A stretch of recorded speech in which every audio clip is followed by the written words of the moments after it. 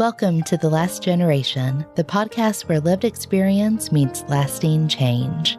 I'm your host, Donna Simmons, author of Ashes to Flame, Transforming Trauma into Purpose, also a survivor, advocate, and truth teller. You know, before we even learn to speak, many of us learn to perform, to be good, be quiet, be perfect. Today's guest grew up inside a world where love often looked like achievement, faith sometimes felt like a checklist, and being easy to get along with meant disappearing a little more each year. From the pews where forgiveness was preached without room for feelings to the classrooms where obedience earned applause, so many of us become fluent in compliance. We learn to outrun our own needs, to over-apologize for our existence, and we do this while calling it strength. We name that hyper-independence, but as we'll explore today and as we have in previous episodes, it's really grief wearing a mask. In this conversation, we unpack performance-based love, the spiritual deconstruction that follows when rules eclipse relationship, and how care can slowly morph into control. We'll talk about repetition compulsion, why we're pulled toward familiar harm, and what finally breaks that spell. Today's guest story is a masterclass in returning to self, in choosing presence over performance, community over isolation, and a story that doesn't need you to shrink to fit in. If you've ever felt like you had to earn your worth, this episode is for you. Today's episode will feature a very special guest that is near and dear to my heart. Julie Easley, I consider a dear friend and also a compelling professional in the child welfare space. I actually met Julie years ago when she was working for an organization that led classes with adolescent girls that were at risk. And I had the pleasure and honor of being able to talk to some of those girls as a survivor leader. Julie's work is incredibly inspiring to me and several others that I know. And so I'm very much looking forward to you hearing from her today. Welcome to The Last Generation, Julie.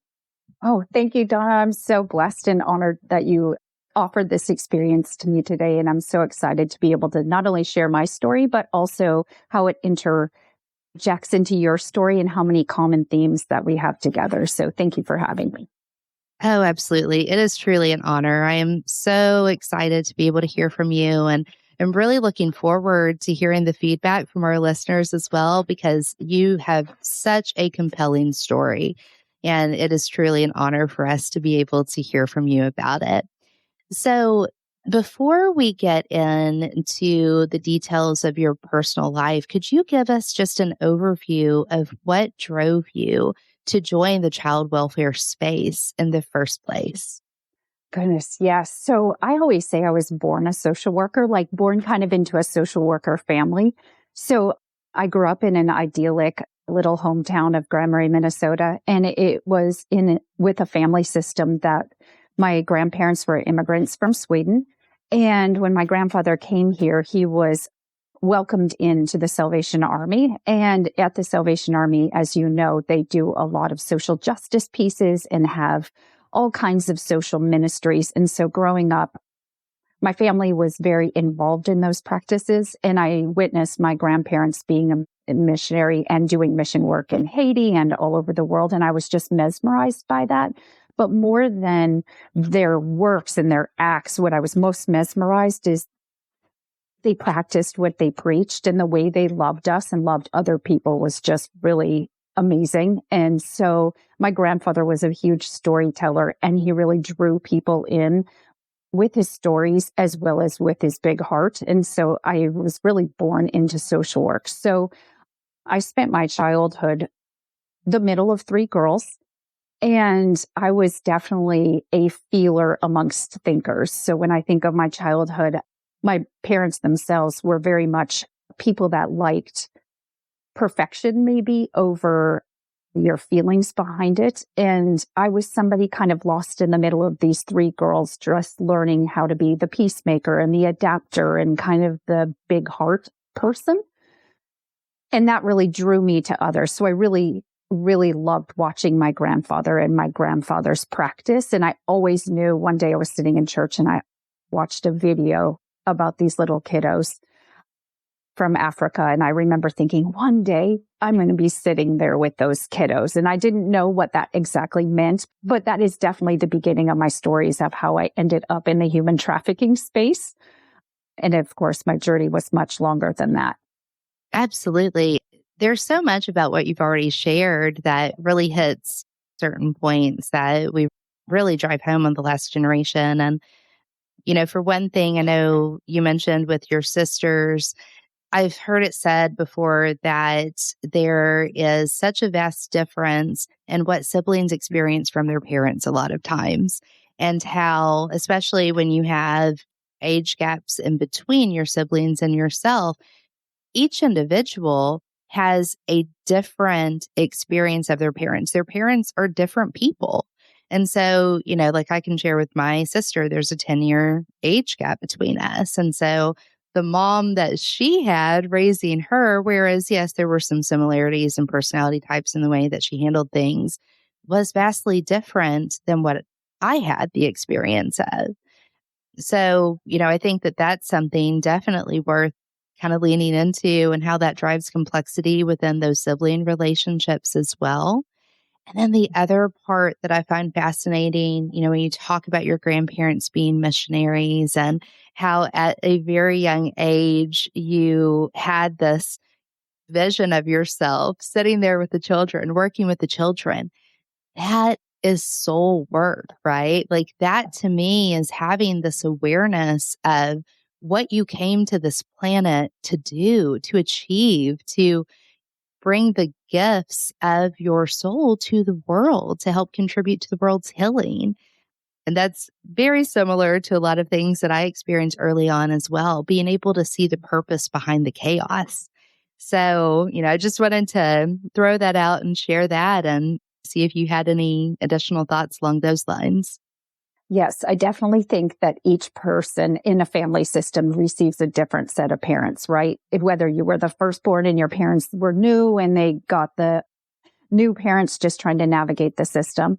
And for me, I come from a family of very big personalities. So everybody had really big things to say and a lot of opinions. And I recognized early on that in the middle of these three girls, that my older sister and younger sister were very bold and very wanted to definitely get their points across. And I saw my parents kind of recoil from some of that and not really know what to do. And I just thought, I don't want to be that kid that has these big feelings and people have to figure out what to do with them. And so I remember even thinking, I'm just going to obey and I'm just going to figure it out and I'm going to get good grades and I'm just going to follow the rules. And that was kind of overemphasized then when I went to church, right? You're learning about forgiveness and forgiving 70 times 7 and turning the other cheek and all of these things that religion also teaches, which all are great in theory, but not always great in practice. And so what really happened to me is I felt like I went further inside myself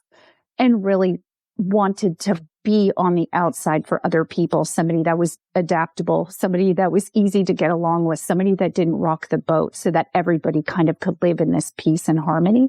And along the way, I lost myself and people kind of wrote my own story for me and I allowed them to write who I could become, right? Like I had these big feelings of who I wanted to become, but it was really within the parameters of what religion wanted me to be and what my family wanted me to be. And then having this sort of, I wouldn't say performance-based love, I guess, love that was based on achieving and succeeding and all of that, that really my attention came from getting good grades and being the first. I love to run and running and getting that trophy and being number one and having my parents show up for me there. And all of that to say, I think my parents thought they were showing up for me, right? These are parents that are like engaged. They were there. They stayed married, all the things that society would say that that was like a perfect family system. But even inside of those perfect family systems, there's communication patterns that are set up for whatever reason that can turn dysfunctional, and maybe not for every kid in the family either. Everybody experiences it different. Yeah, exactly. I think you bring up a lot of really good points about that. And, I think that as a culture, we're bred to be compliant. And a lot of that does have to do with religious overtones. A lot of that has to do with the fact that in society, like the ideal family, so to speak, is the one that is perceived as having all this harmony and that the kids are well behaved and they fulfill the parents' wishes. But at the end of the day, I don't think that our kids come here as our children, when they are born to us. Their purpose in life is not to appease us. And I think a lot of times we get lost in viewing that.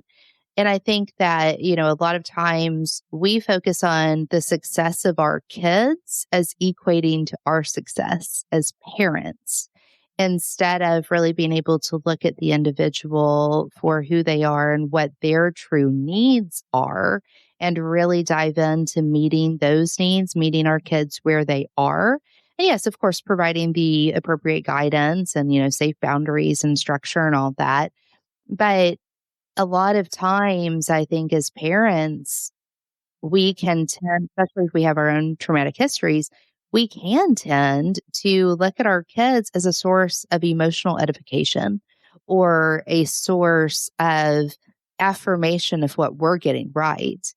And whereas it may be well intended and we are very active in our kids' lives and such, if we don't have that self awareness, it applies this pressure to a kid to be the definition of our expectations and our definition of success, rather than really giving them the freedom to discover their own autonomy and who they really are and let them know that love isn't something that has to be earned. It's something that you are inherently worthy of.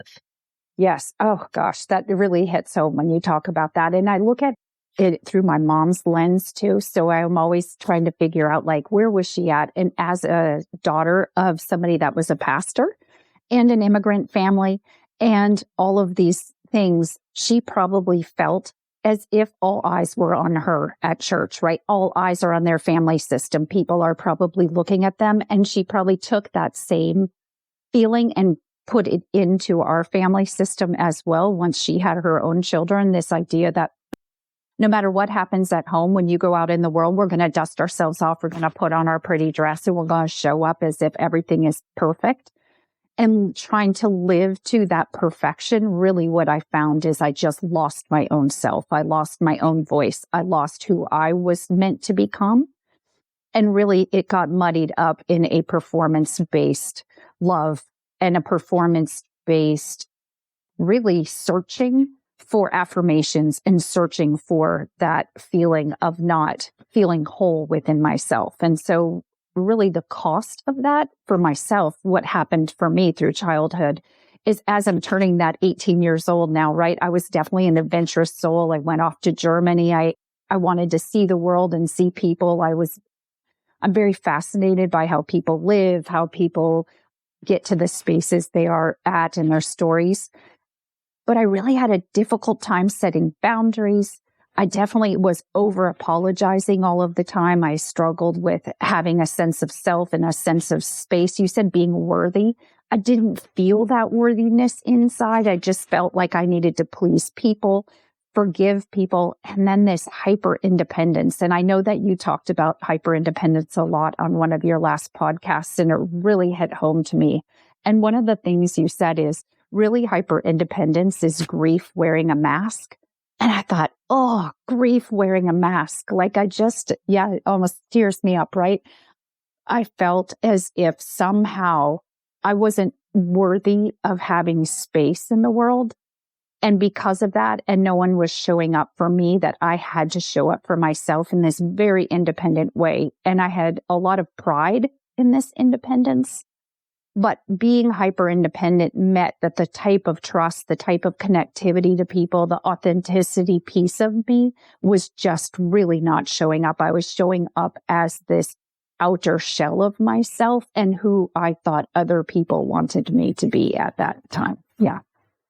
Yeah, exactly. And I think a lot of times with hyper independence as well, we almost feel a sense of shame in needing people.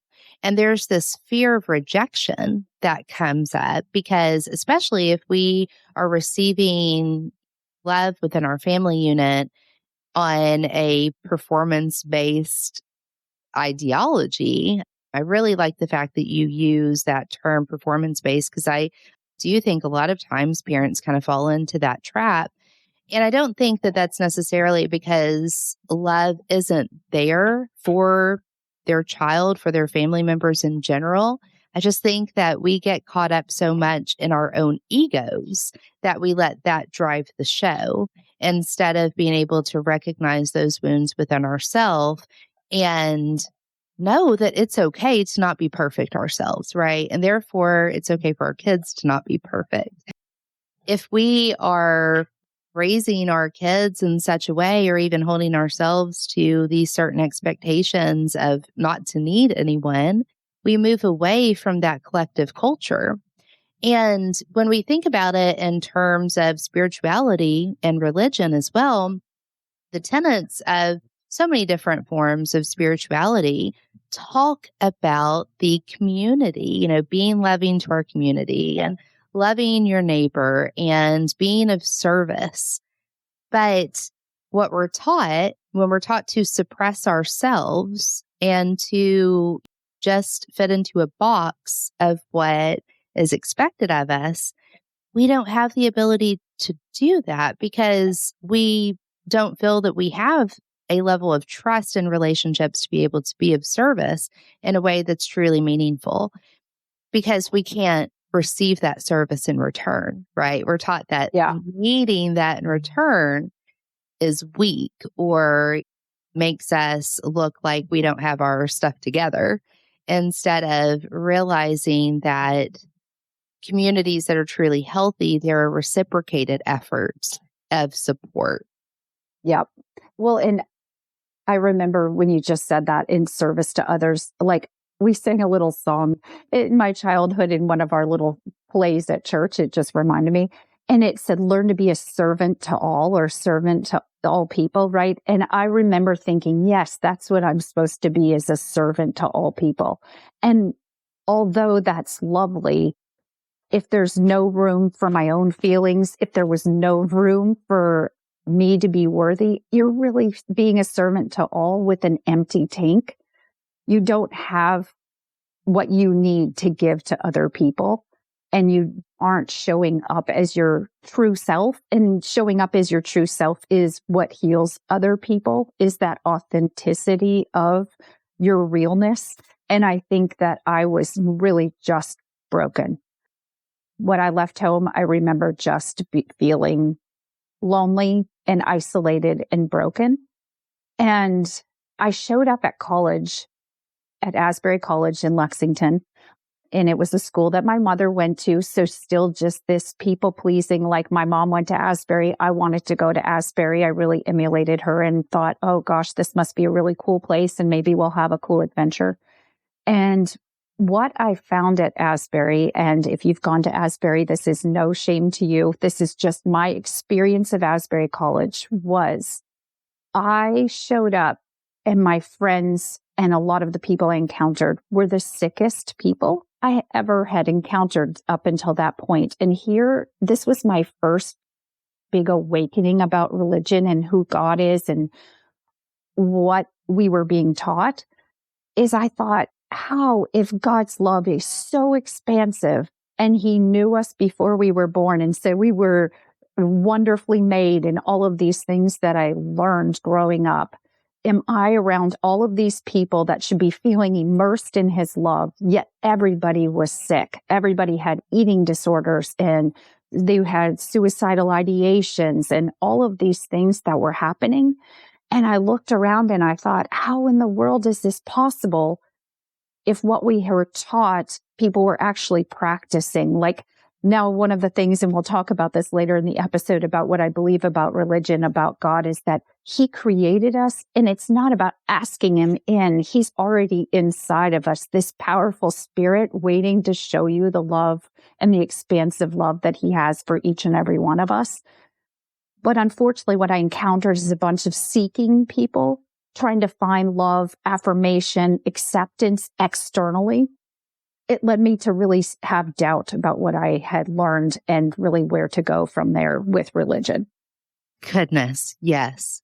Everything that you just shared, I can fully relate to.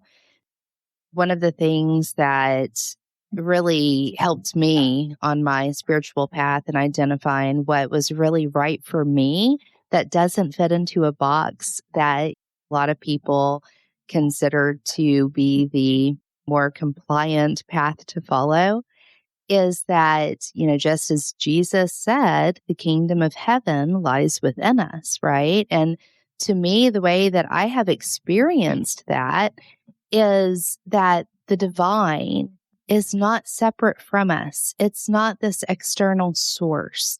It is all around us, yes. And so in that instance, it is part of the world. It's part of the entire cosmos.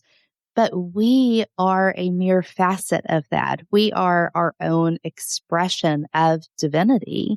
And being able to tap into that sense of peace within, we can only achieve through realizing that it's okay for us to love ourselves.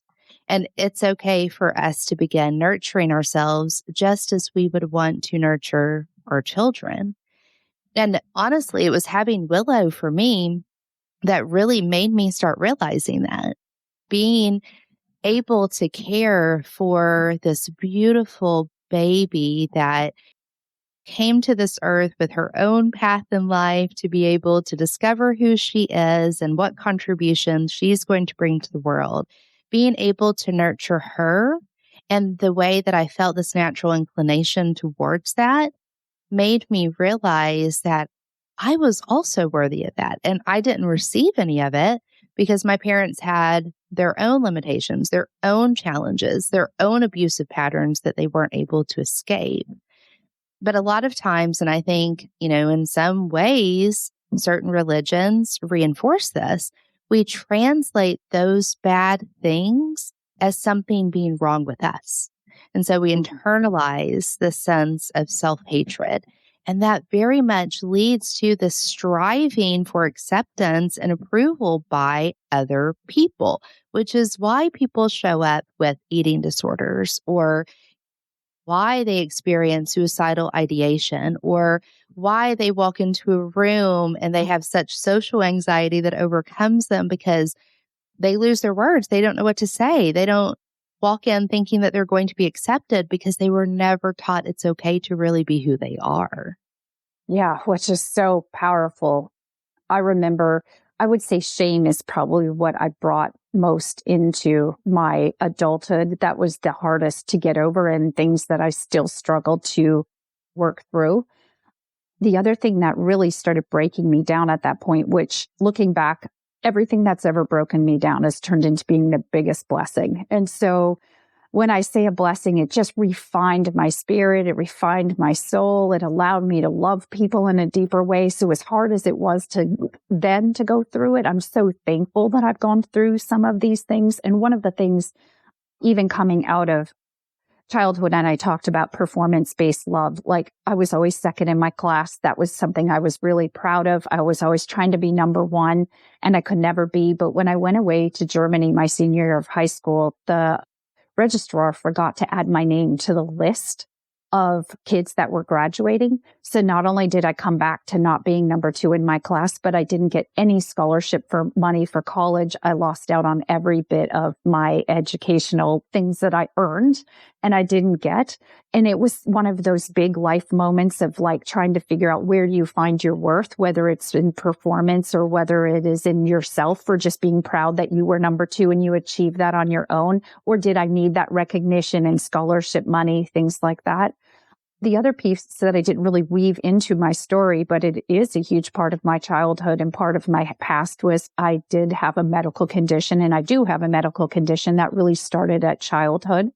And due to the lack of trust and the lack of wanting to be imperfect, I didn't share those experiences with my parents, things that were happening inside my body, to my family.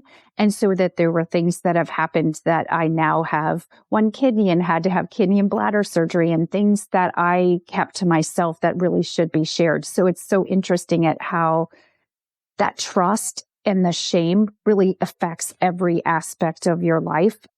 Hey friends, if something in these words stirs the ancient part of you that remembers, the part that longs for rhythm, meaning, and renewal, I've created something to help you answer that call. When you subscribe on our website, you'll receive a free Roots and Rituals healing guide for immediate download. Inside, you'll find gentle, earth-centered practices to help you release what's heavy, reclaim what's sacred, and begin your own ritual of renewal. Go to traumatopurpose.com and click on the Last Generation link. Subscribe and get your free downloadable tool today. Oh, Hilton stay, your beds are soft and cozy. No lumpy couch, no stiff futon, no shower line at crack of dawn. Oh, Hilton stay, oh, Hilton stay. When you want holiday comfort you can count on, it matters where you stay. Enjoy comfortable rooms and friendly service when you stay with Hilton instead. Save up to 25% this season when you book with Hilton. Hilton for the stay. Terms apply. The Who's down in Who Newville were making their list, but some didn't know Walmart has the best brands for their gifts. What about toys? Do they have brands kids have been wanting all year? Yep, Barbie, Tony's, and Lego. Gifts that will make them all cheer. Do you mean they have all the brands I adore? They have Nintendo, Nespresso, Apple, and more. What about... So the Who answered questions from friends till they were blue. Each one listened and shouted, from Walmart? Who knew? Shop gifts from top brands for everyone on your list in the Walmart app. I started dislocating my knees too when I was in 5th grade. And like I said before, I was a runner, and I was like, I definitely loved getting my awards for being the fastest runner.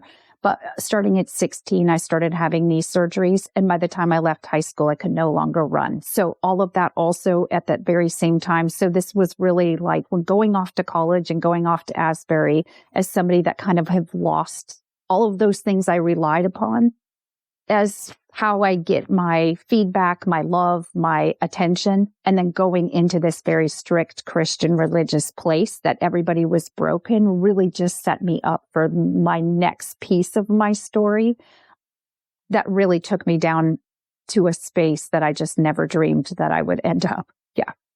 Oh, absolutely. And I mean, it makes total sense that it would, you know?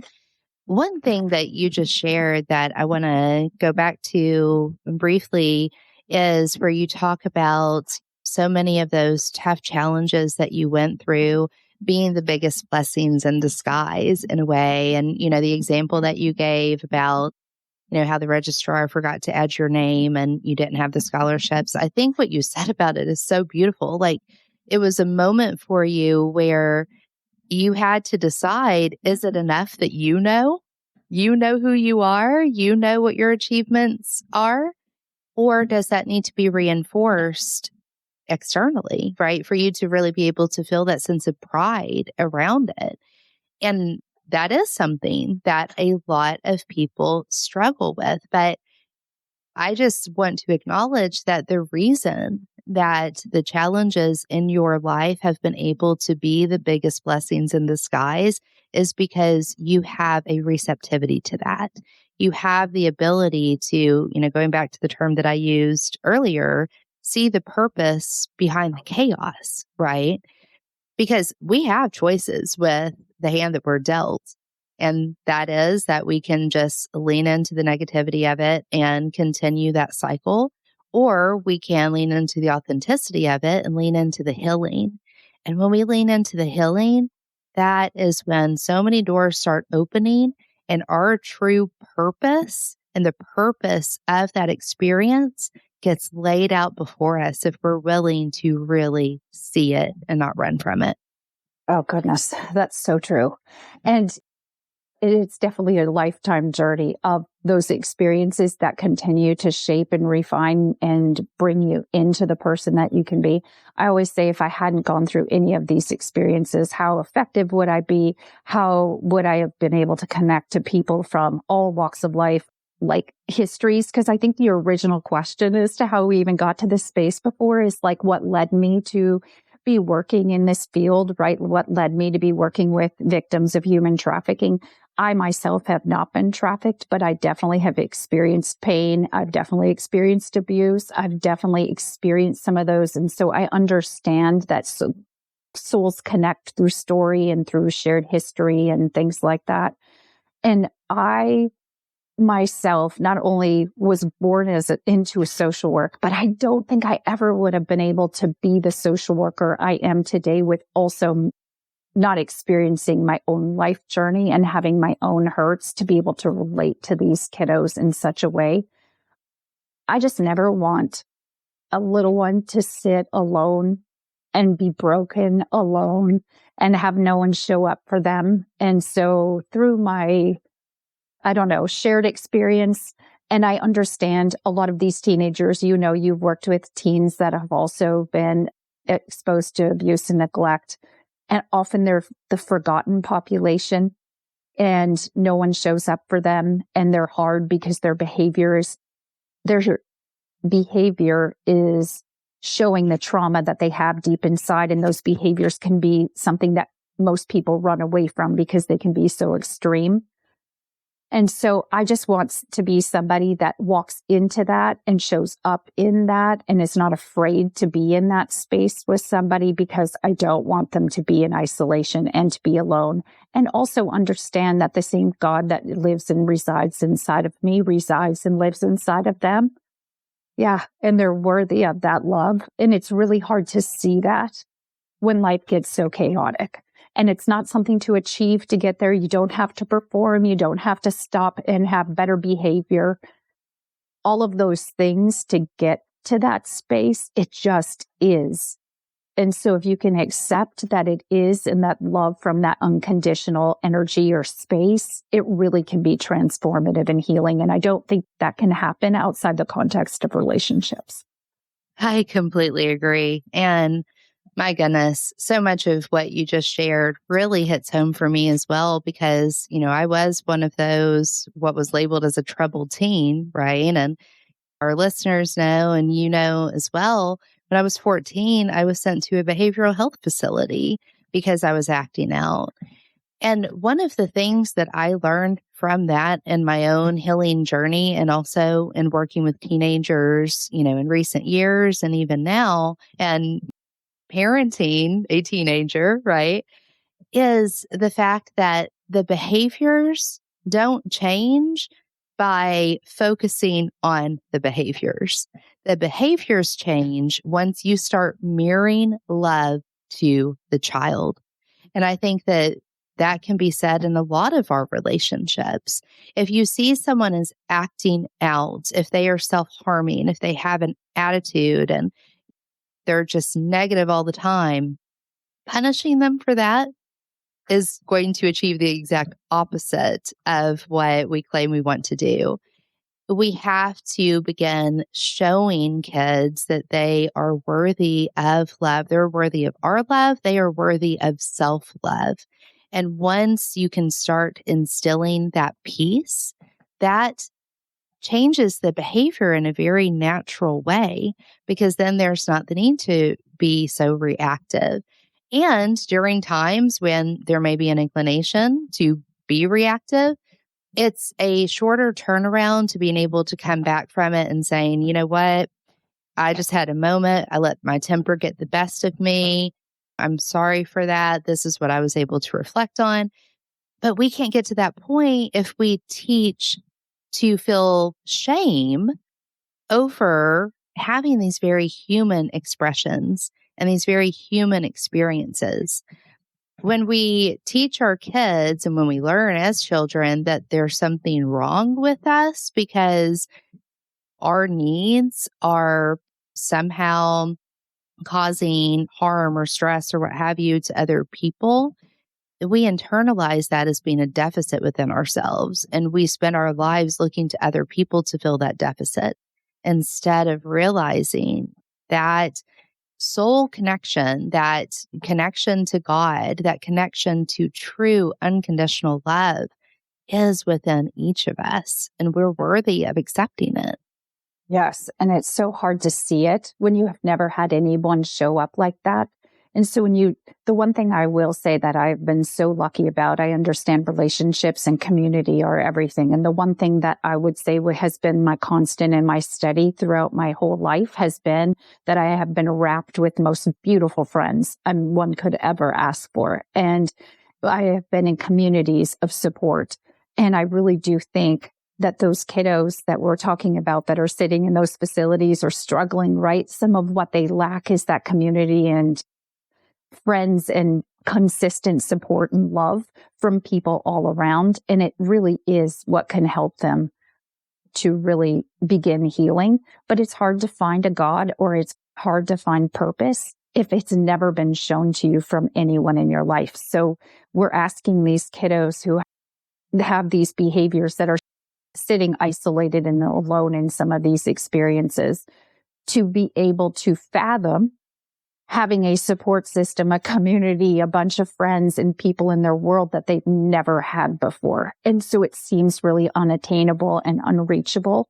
And really, they have a lack of hope. And hope is everything when we're looking at how you can survive and be healthy going forward. You really have to have that hope. Absolutely. One of the things that came up for me as you were sharing that as well is what Freud had coined as repetition compulsion.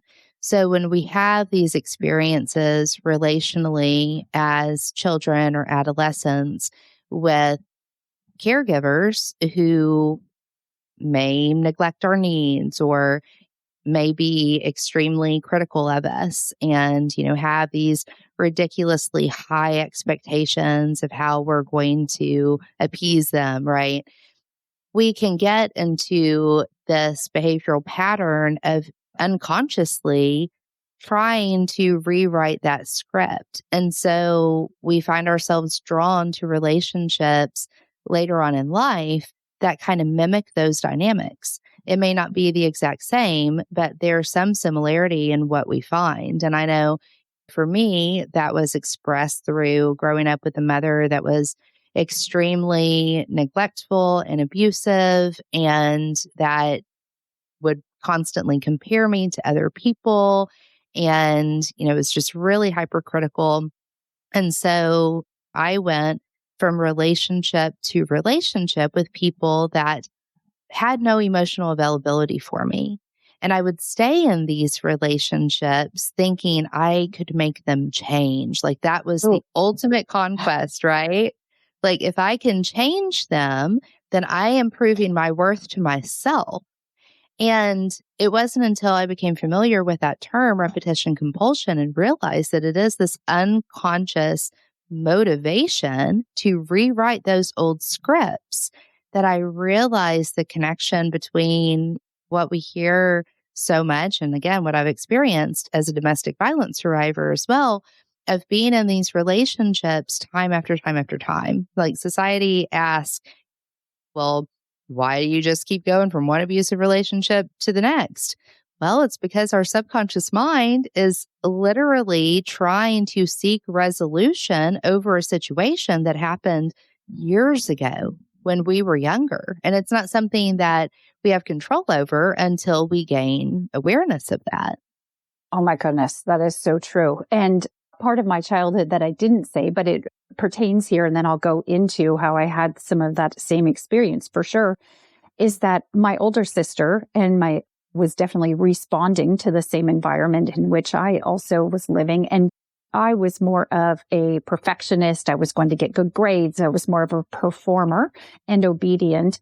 And she definitely had more behavior. And unfortunately, that she would have abusive behavior towards myself and my younger sister. And so I definitely was feeling the stress at home and then going to school, and also, which ties into my foster care life and work as an adult. There was this child that was in foster care growing up, and at school, she bullied me at school. So my childhood, and so there wasn't a place for me that I felt that I could let my hair down and just be safe. I definitely felt as if there was pressure at home, there's stress at home of my older sister's coping and her behaviors, and then as well as this experience at school. So going into what you just said about a relationship and creating, right, this repetition.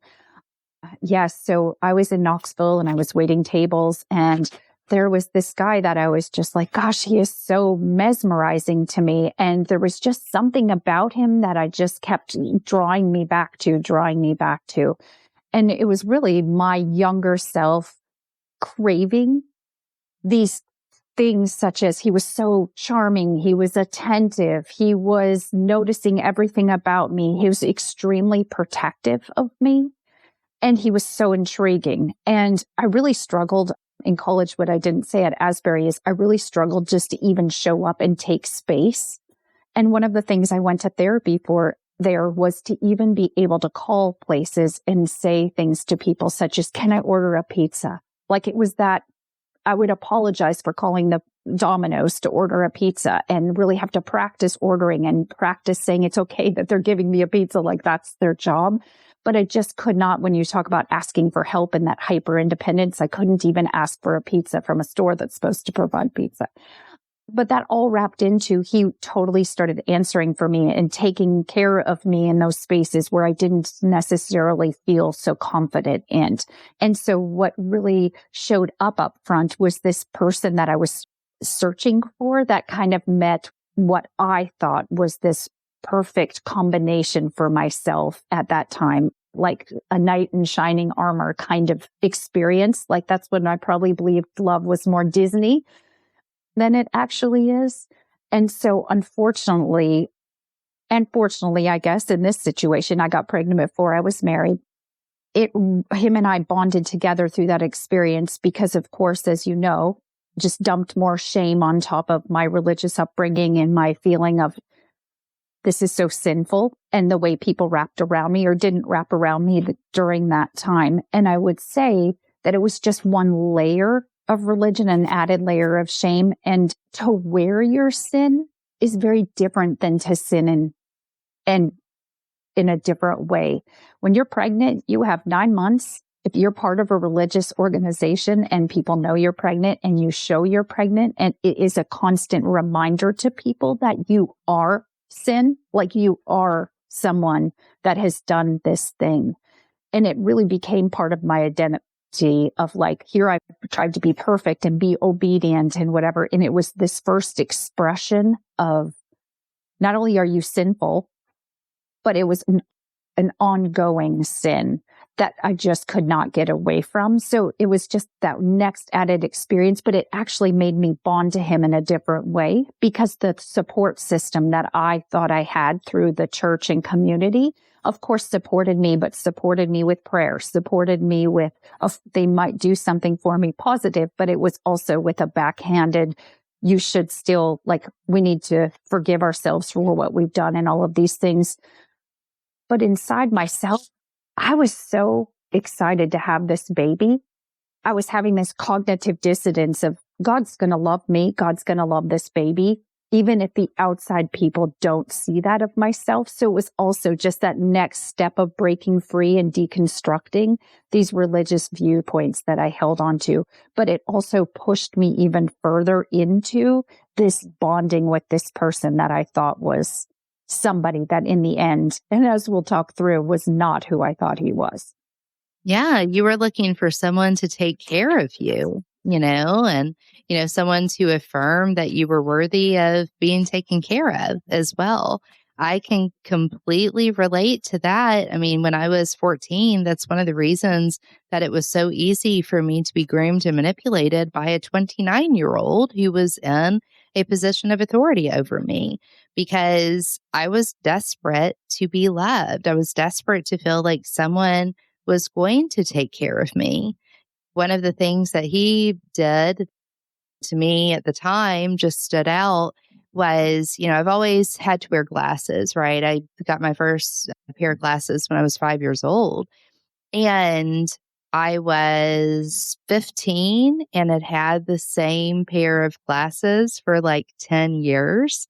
And it was the kind of thing that my mom did not prioritize taking me to the eye doctor or get new glasses or what have you. And he did that. He took me and not only got me glasses, but he also got me contacts. Again, it was a predatory situation. He was doing those things to groom me, but I was vulnerable to that because when you grow up not having needs met, and then all of a sudden this person shows up and starts telling you not to worry about anything, they're going to take care of you. They're going to speak for you. They are going to make decisions for you. You want to believe that this is something that you can rely on this person and that you're worthy of being cared for and taken care of. And so you ignore a lot of the red flags that come along with that. Yes. Oh gosh, the red flags. It's definitely, I rationalized the red flags, each and every red flag that I saw. And definitely the control. What started as care, right, became more controlling as we went forward, as well as taking care of me turned more into dependency. I definitely became dependent upon the taking care of me. And also that dependency led to more isolation. So in my relationship, the more he did for me, the more bonded I was to him, the more I felt like he was separating us from the people around us. And I definitely had awesome friendship and awesome things. But looking back, of course, I didn't understand this in the now. I mean, in the then, but I understand it now looking back.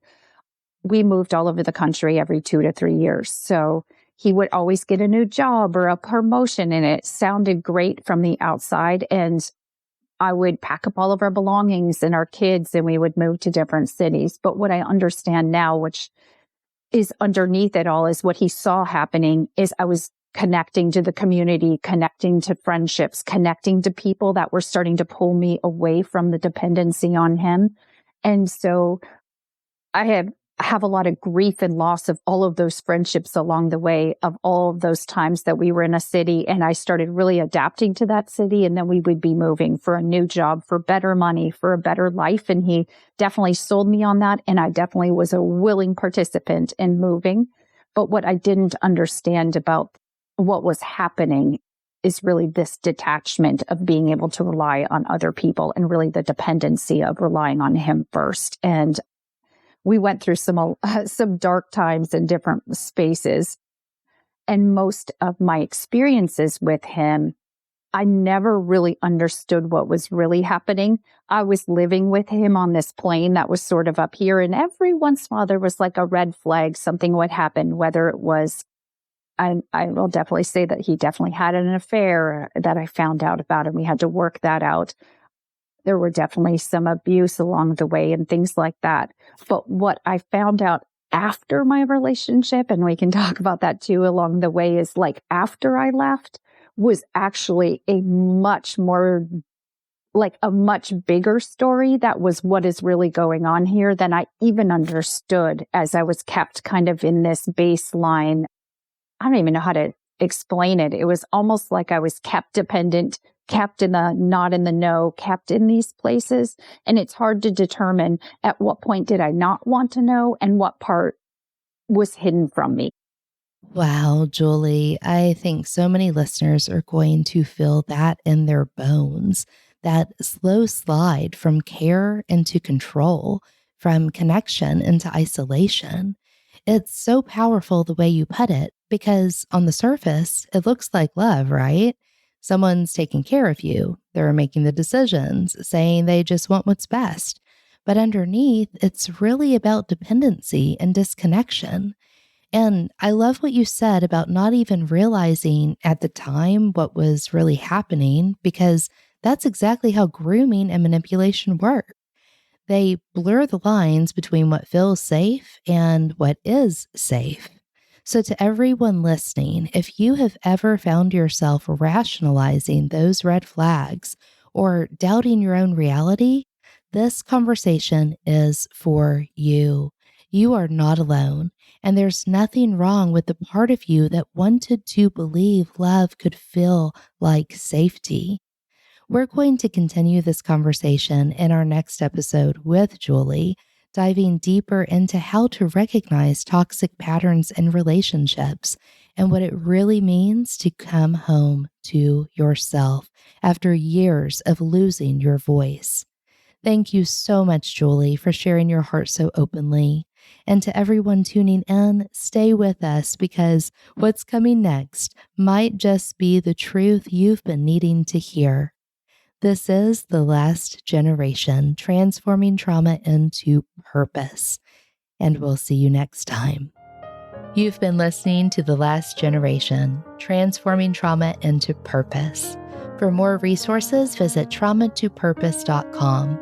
If this episode resonated with you, consider leaving a review and joining the community online. Subscribe, and let's transform together.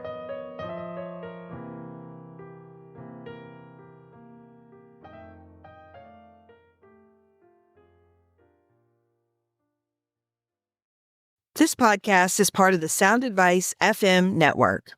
Sound Advice FM, women's voices amplified.